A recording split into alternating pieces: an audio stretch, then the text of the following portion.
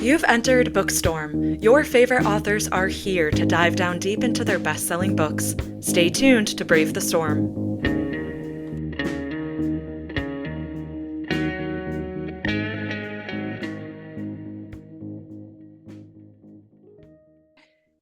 Welcome back to Bookstorm podcast listeners. I'm Kristen Civiletto, your co-host, and we're so happy that you're joining us from 106 countries and territories in all 50 US states. And we're thrilled. We know why you're coming back again and again. It's because we are bringing you the very best authors, your beloved authors. And today's no exception. In fact, we have a special treat. We have co-authors who are here today. We're so excited. We've got New York Times and #1 Amazon best-selling author, Simon Gervais. Welcome, Simon. Hi, Kristen. Super nice to be here. Thanks for the invite. Absolutely. And we also have coming back to the show author, book spy, editor, reader, Ryan Steck. Welcome back, Ryan. Thank you so much for bringing me back. I am the second half. Our last interview, we were informed that we're a power couple now, Simon and I. So I'm the other half of this power couple. We didn't know we were one yet. So we're thrilled. We're psyched. I absolutely agree. And it's because you're bringing it with this book. And we're here to talk about The Second Son. I want to tell our listeners just a little bit of your background before we do. But I'm going to say Power Couple is apt because this book thrills, it's exciting, it's entertaining, but it also feels like it might be unfolding now as we speak. And that's a pretty cool accomplishment. Thank you. Thank you. Your kind word means a lot because this is what we strive to do as thriller writers. We want to entertain, but we want to thrill you as well. And we want to keep it as close as reality as possible, even though it's a make-up world. So I'm really happy that you enjoyed the book that much. Oh my gosh. Well, let me tell our listeners then a little bit about your background, Simon, because it's not a surprise when our listeners hear this. You're a former infantry officer and federal agent specializing in counterterrorism. And I think I've heard elsewhere that you had a 20 plus year career. Is Yeah, that true? 15 plus career. If you combine the military and the RCMP, Royal Canadian Mounted Police, which is kind of, for my American friends, the FBI, ATF, DEA, Secret Service all roll into one big organization here in Canada. Absolutely. You are, of course, also a best-selling author, as we mentioned, both New York Times and Amazon. And you have written the Elias Network, the Elias Enigma, the Clayton White and Pierce Hunt series, which has been optioned for TV, I hear. Is that the case? Right, correct. Yeah, I got Jerry Bruckheimer and CBS Studios optioned my Clayton White series. Hunt, my Pierce Hunt series was optioned by So Many Films, and we're presently shopping Elias around town. I'm with a producer, actor, showrunner, so we're having a lot of fun with that. Hopefully, I'll have some good news to share within the next 10 to 12 months. But like the publishing industry, Hollywood right now is a little bit chaotic. There's been a lot of layoff. They're difficult to navigate. But it's still a good experience for me. Absolutely. A lot of twists and turns, just like your novels. And you also have written the Blackbriar Genesis for the Robert Ludlum estate for that franchise, which is pretty cool as well. That So, was pretty cool. well, we hope that this comes to fruition. I know it could take a couple years, but when we hear Jerry Bruckheimer, we know we're about to get something really juicy and exciting. So that's really exciting for you. Thanks, Um, Kristen. Absolutely. Well, Ryan, I want to talk a little bit about your background because people know you from many different aspects of what you do, whether it's editing, Sure. reviewing books with the Book Spy, but also writing these phenomenal books that you've been doing, and you write a lot of them. I just want to tell our listeners Fields of Fire, Lethal Range, Red Christmas, Out for Blood, and you've written for the Ted Bell franchise, a book that came out last year called Monarch that we interviewed you about, which I thought was amazing. So that's a pretty interesting resume you've got going there. Yeah, it sucks to go second every time with Simon. He spared me because most of the time we do these interviews and they ask, about his background. He's like, I was in a unit that I didn't know existed till I was in it. And I'm like, I got nothing to match that, man. I was reviewing a book I didn't know existed till I got it before anybody else. I don't have anything to match that. Like, I don't.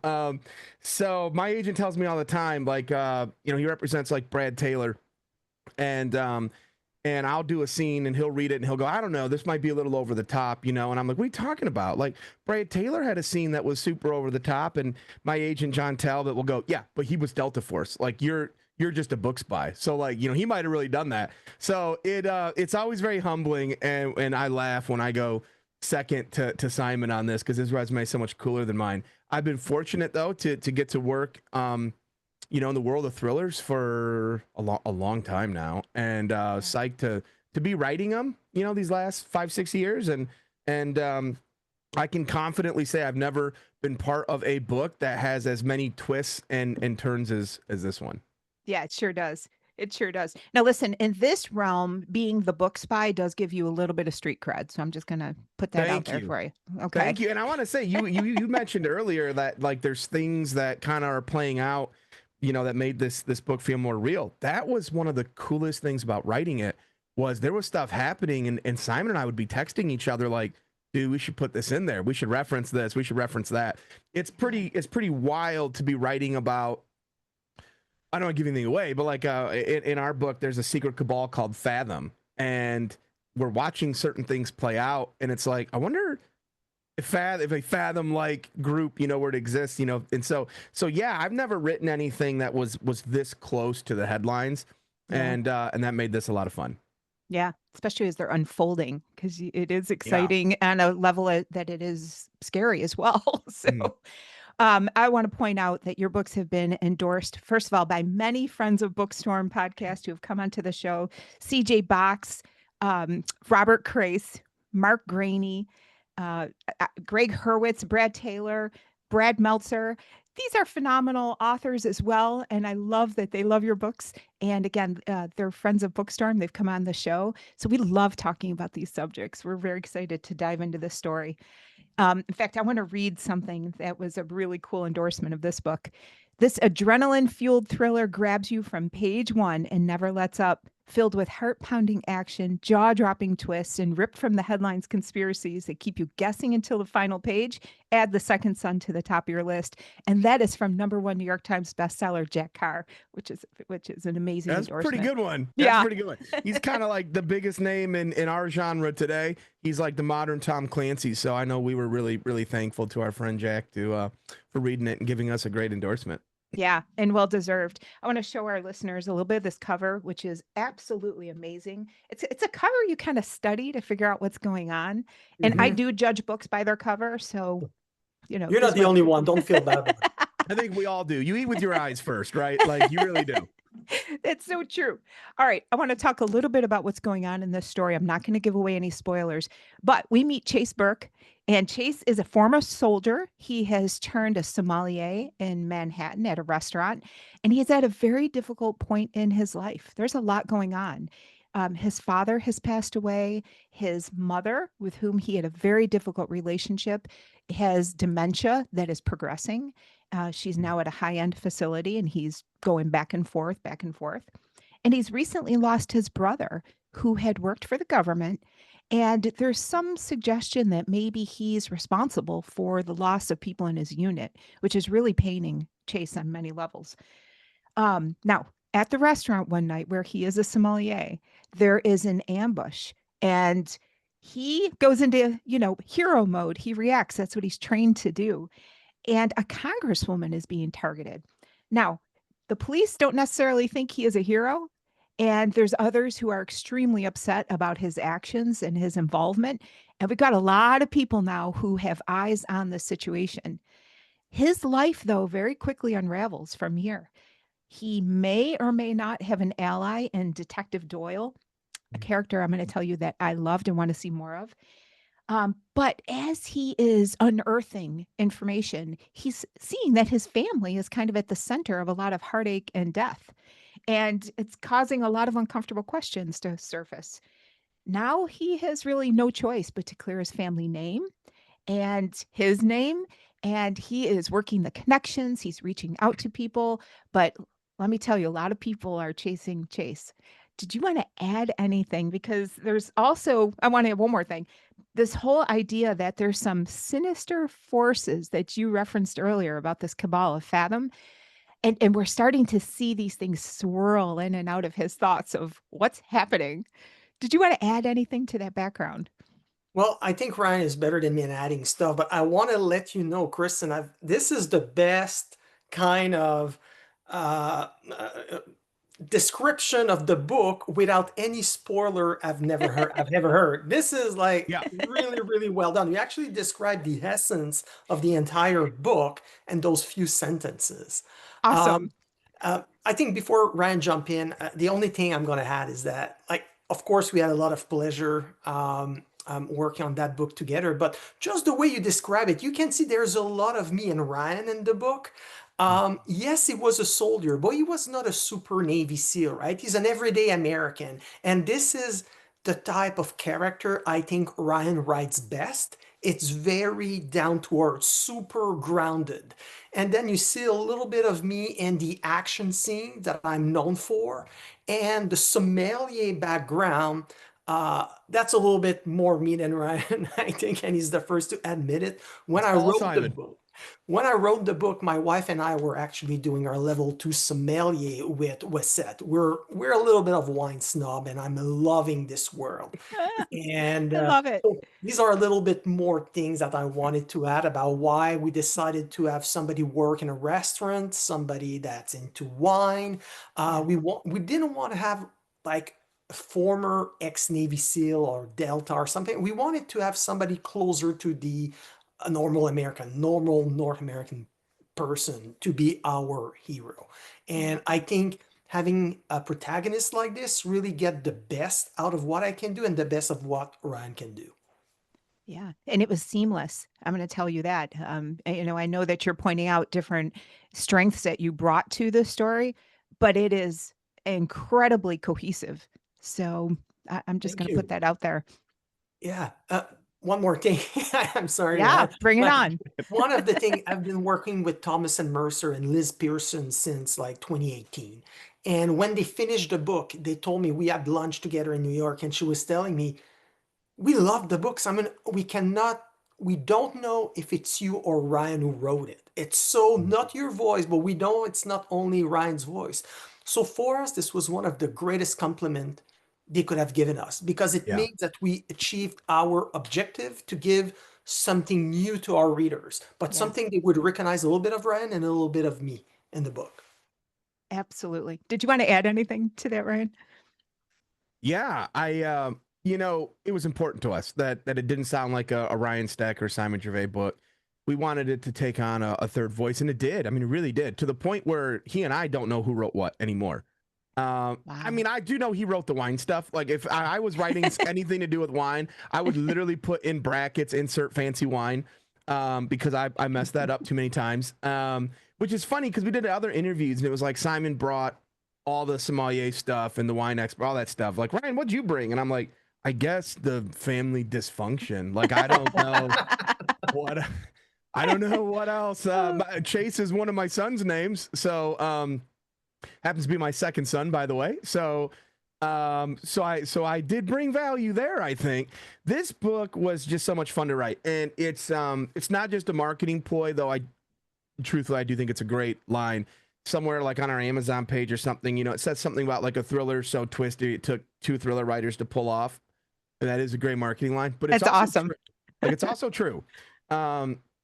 Writing this was so much fun. We fell in love with Chase Burke and wanted to tell his story, and we were developing him, and it was like he's lost his brother, he's lost his father, his mom's got dementia. I don't think he's got a hard enough time. We should probably put him in the middle of a gunfight in his restaurant where he works for peace of mind, having to save his lover, and it just kind of took off from there. It was so fun because when you write by yourself, you're always putting yourself into a corner. I can't tell you how many times on my own books or like on the Ted Bell books or whatever, I'll be writing something and the publisher will kind of check in with me and they'll look at an outline and go, "Oh, this is great, Ryan. Like, we can't wait to see how you get Matthew Red out of this." And I'm like, "Yeah, me too. I have no idea." So the nice thing is with Chase Burke, man, we can throw everything at him. And when I can't figure it out, I call Simon. And Yeah. when he can't figure it out, he calls me. And we say this because it's true. We've never had an argument, and there's no egos ever. Yeah. So I'll be really psyched about an idea and we'll hop on a Zoom call a lot like this. And I'm like, dude, listen, and I'll pitch it. And he's like, that's pretty good, my friend. But what if? And he'll come up with something better. And the Yeah. second I recognize, like, hey, that is better, there's just no ego. There's no like, no, I like my thing better. It's like, no, you're right. That's better for the book. And that has worked both ways over and over and over again. In this book, 100%. Yeah, that's pretty in cool. this book, in the next one, I won't say what, but there was something in this book that I think our agents and maybe even the publisher was a little bit like, I had an idea and it was like, I don't know if that'll work. And I will say Simon was the one that was like, Ryan, write it and let's see. And then I did, and then he made it better, you know? Yeah. And it was like, we both have been on that side of it where we're trying to do something and the other one gets it and we can make it better. And Yeah. that's so fun to have that collaborative like process and just to have someone to collaborate with. And the story itself, yeah, I think it bleeds into today's world a little bit for Yeah. sure. There's stuff going on there. And if you just kind of look behind the scenes as you're reading, I think you might pick up on that. Well, let me ask you this. You reference these twists and thrills and moral dilemmas, and that is all true. But I want to ask you first about this emotional anchor of the book, and that is this relationship, a very fractured relationship between Chase and his mother. Mm. And, here we learn early on that he doesn't necessarily feel seen by his mother. And now, as she is experiencing dementia and moving into different phases, there's almost this race, this chase, if you will, of wanting to be seen by his mother. In fact, there's a scene Yep. where, it just got me. I'm not going to say what it is because it was really good. But he's almost holding out hope that before it's too late, he will have that approval, that notice. And I wanted to ask you a little bit about that second son syndrome. Why Mhm. was that central to the story? Well, I think when we looked at who Chase is, I think to a degree, I know I identify with this, but I think so many people do, is like when you live in the shadow of someone, like in Chase's case, it's his big brother Michael, could do no wrong. He was like the golden boy, and Chase is just like average at life, and probably would be accepted and appreciated, except that Michael was exceptional at everything. So he just lives in that shadow of like, I'm never going to measure up. I never live up to him. And what he wants desperately is to feel validated, accepted, and loved for who he is. But he's lost his father. Now he's lost his brother. And so it's tough. Like the one person he has left to try to connect with, to like be loved for who he is, to make proud, is his mom, who has dementia. And that's its own complication. And so through it all, like his quest to be validated and seen, he ends up a prime suspect after he saved the day. Like he can't even be the hero, right? You know what I mean? Like he saves the day when this restaurant is shot up, but he's also the number one suspect because you have no business knowing how to save the day like this. So it's like he just can't catch a break. And in order to clear his name, he also kind of has to clear his family's name.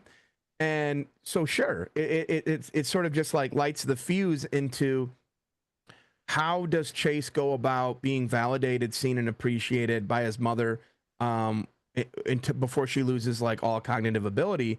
But beyond that, how does he prove it to himself? Yeah. Did you want to add to that, Simon?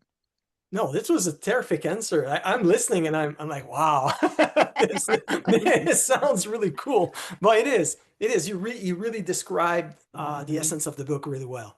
Yeah. After the story finished, I went and hugged my second son. And I just was like, I love you.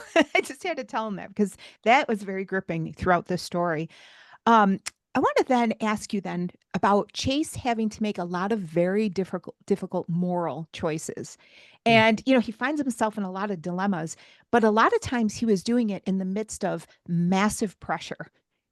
People are on the hunt for him. He doesn't have his normal resources. And I wanted to ask you about that because, at one point he reached out to somebody he trusted, but he didn't have much else. What was he relying upon? Was it military training? Was it gut instinct? Like, how does he make those moral choices? I think for Chase, it's a little bit of both because he's not a super trained soldier. He was a soldier in a PSYOPs unit, but he was not a super soldier at all. But, you know, he was a boxer, so he knows how to take pressure. He knows a little bit how to fight with his fist. He's a guy of action, but he didn't really like it much. So that's when he went into wine, and working in a restaurant. So for him, it's really about how a normal human being without that super soldier training will react in these type of situations. And Ryan and I tried to put ourselves, what would we do? You know, yes, like for me, I was in the military and I was in special unit with the police, but I was not a Navy SEAL or Army Ranger or thing. I was just a normal infantry officer. I did some cool things with the RCMP, but I'm not trained like you know, FBI SWAT team would be. So for me, what would I do with the knowledge that I have, with the basic training that I have?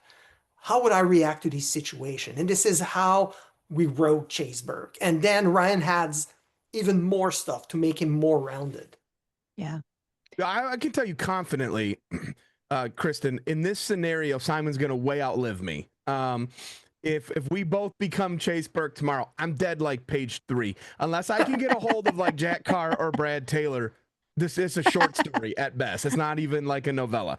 So he can say that, but he would live infinitely longer than me. I look at Chase, his best quality is kind of his worst quality, which is like he's really stubborn. He almost to the point where he just kind of refuses now to fail the way they want him to. When he's sort of set up and on the run to prove himself and clear his own name, he's so stubborn. Now he doesn't always know the right thing to do. He's not always trained to do it, but he's failed enough in his life that now he's just like defiant and stubborn, and he's gonna see his way through this. And I think the core of that was we wanted to create a hero in this book that wasn't yet the hero. He's just the average guy, but by book's end, you know, maybe he's becoming, and we're seeing him become the hero that you would expect and want him to be into book 2. Yeah. Well, and it's interesting because a lot of times our moral code comes from our parents. And, you know, here he doesn't have a father to act as a mentor to help him develop that. And he didn't have a good relationship with his mother. So it's interesting that he's in this book seeking what is it that he believes and why. And I thought that I was think he's really a interesting. very loyal guy, right? Yeah. Yeah. Really, because at some point there's hint that his brother might have been uh, you know, working for another government. That's what he learns early on in the books by the detective, that are you corrupt like your brother was? And it takes him by surprise, and that's why he wants to clear his family's name. But at the same time, he's going to stand by his brother and by his mother as well, because he is truly loyal. And I think Mhm. that's one of the a guiding thing in the book is loyalty, because I think loyalty is very important for me. And I think sometimes when you write about when you write your protagonist, of course they take a little bit out of you. They take some part of you that you Yeah. write into them. Yeah. Well, I want to ask you something else. And Julia wanted me to ask you this specifically. As we were reading the book, there was this dawning realization that whatever's happening is bigger than what you thought. And I wanted to ask you about this because a lot of times people are thinking these things. Is there something bigger going on in the world? Is there a cabal, like we talked about? But Yeah. here in this situation, we are on this journey with him as it gets bigger and it gets bigger and it gets bigger. How does Chase check himself in terms of, am I paranoid? Am I a conspiracy theorist? Or is this really happening? Well, I don't think he knows for most of it, you know, and that's one of the things that drives him. He's stubborn, he's defiant, he's loyal to a fault. His moral code, I think, is tested throughout. But you know, it's interesting when you talk about like a moral code. Like, we're all parents, you know, sitting here like the three of us. I mean, I'm a practicing Christian, goes to church, volunteers in my church. Would like to think I'm a pretty nonviolent person, but if you took one of my kids, there's pretty much nothing I wouldn't do, right? Like, so your moral code can be tested. It's really what do you believe, and in this case, I think Chase believes justice, and he believes in getting to the truth. And Yeah. so he doesn't always know where he's at within the conspiracy itself, but he knows he's going to go the distance to find out the truth wherever that takes him. Yeah. It's almost a touchstone for him. Absolutely, yeah. Yeah. Did you want to add to that, Simon? No, once again, Ryan, like spectacular at Yes. answering these type of questions. He's good. I want to ask you a little bit about Detective Doyle, because as I mentioned earlier, I love this character and I really, really hope we see more of her. You know, she operates on facts, but there was also a certain amount of gut instinct. Mm. And I wanted to see if you could talk a little bit more about what drives her, because she really put her life on the line in this Well, situation. I'll set this one up for Simon because I give him full credit. With Doyle, we created her, and I think I had her very two-dimensional. I had who she was in my head and gave certainly contributed some characteristics and all that. But Simon came in and he had her figured out, you know, as Yeah. a parent and how to go further with this. And I will give him full credit. So buddy, I think that one is that's for you. Thanks, man. Listen, at the beginning, maybe on the first draft, I wouldn't say she was two-dimensional, though. I think you're selling yourself short. I think we needed to add maybe a little bit more because she was a supportive character that ended up taking a bigger role. So that's why we added a little bit more. And for me, writing Alice Dole is maybe a little bit easier to write than other type of character because she's a cop. Like, and I've lived that life, and I know the struggles that you have every day with your moral compass and with having family. So what we did had is that she has a daughter, Ava, and that she had a bad marriage, a bad breakup. Her husband was a gambler, and she learns a lot of terrible things, and she's very mistrustful of other people, especially men. And she is with her partner that she trusts absolutely. He is taking care of, Ava when she's not there. They have a really good relationship, but at work there's a little something that doesn't connect with her. So for me, her character was very, very interesting. And a cop, the essence of a cop is to find the truth and to follow the law. And that's what she does. She's only looking at evidence and fact, but there's always a little voice in the back of her head that tells her, you should look deeper. This is not as it appears to be. Right. Right. And I I think love that's why to, she works well with Chase, by the way, because they're after the same thing, which is the truth. They yes. just have very different methods and ways of going about trying to uncover it. But I like also that she gave people the benefit of the doubt for the most part. She would consider all angles and she would consider them equally. And I thought that was important in today's climate because we don't have a lot of people who have the ability to evaluate facts and allow the facts to develop before making a judgment. That's one of the reasons why she was such a great character, I think, in this story. Yeah, well, So, I hope you're wrong about this. Like, I've worked for a police officer for many years, and I hope that I know sometimes the media portray us as being very biased, but I don't think we're that biased, at least not in Canada with the RCMP. I think we really look at the fact, and wherever evidence and the fact would lead us, this is where we're gonna go. I don't yeah, think we try, at least we try. Maybe sometimes we're not successful, but we try to be unbiased about everything. Because if you take bias into considering too much early on in an investigation, it's not it's gonna blind you on something that you should see sometime. I agree. And I sure hope that you're right because the general population, we're struggling with that right now, I think, in Mm. America. And just seeing a character who demonstrated that ability was, I think, a little bit inspiring. I don't know. I'm very focused on Detective Doyle for that reason. Did you want I to add think anything? she's a manifestation of a lot of people that probably we both know. Mm, Simon is way more plugged into that world. yeah. The benefit of the doubt part, man, I got pulled over the other day, and I was like, I'm getting a ticket for sure. I was speeding. I got really tinted windows and custom rims. I was like, oh man, they're gonna pop me for sure. Shout out Richland Police Department, Southwest Michigan. I got my warning, so I'm still never had a speeding ticket ever. So super thankful. I'm glad that he came into that encounter wanting to believe the best in me. Yeah.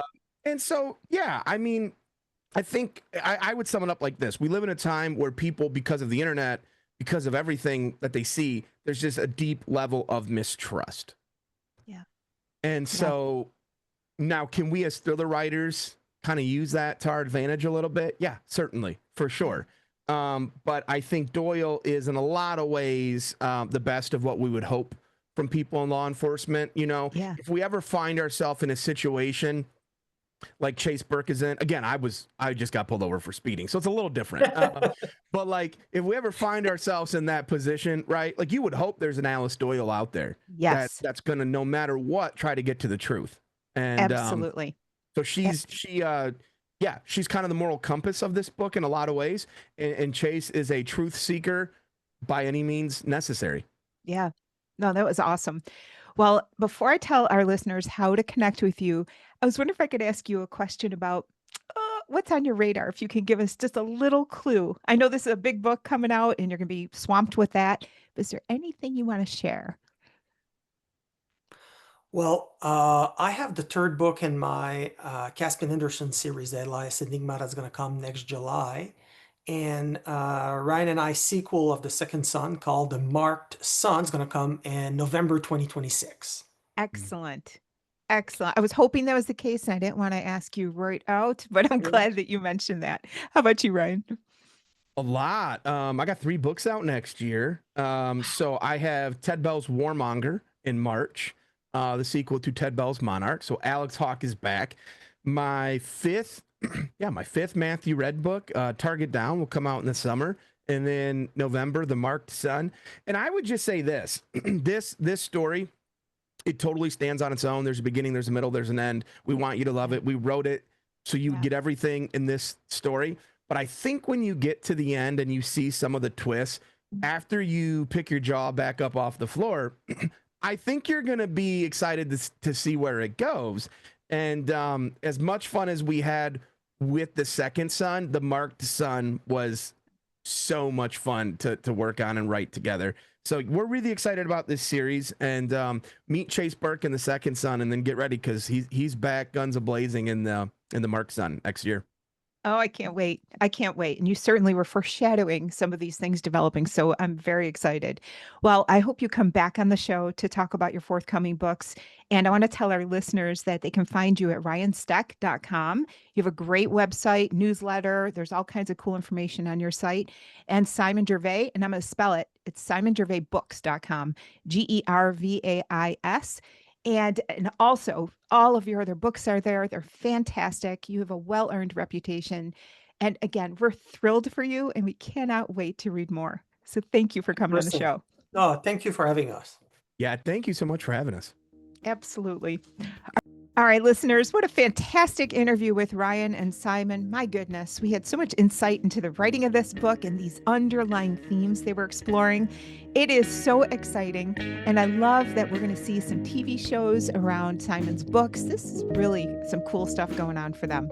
I want to tell you about some upcoming authors that we have. We've got Lynn Cullen, When We Were Brilliant, Liza Palmer with Young Fools, Brad Meltzer, The Viper, James Crepando, The Right to Remain, Allison Brennan, Make It Out Alive, Brooke Fast, To Cage a Wild Bird, Caitlin Rother with Hooked, Kate White, I Came Back for You, Mariah Blake, They Poison the World. And listeners, we continue to grow every week. We're so thankful that you are tuning in, and we ask that you spread our links. We want more of these cool authors, and you know where to find us at bookstormpodcast.com. We're on Instagram, on X, we're on YouTube where you can see these authors who are coming to Bookstorm. And we know why you're tuning in again and again. It's because they're here, they're live. We talk to them about the deep things going on in their books.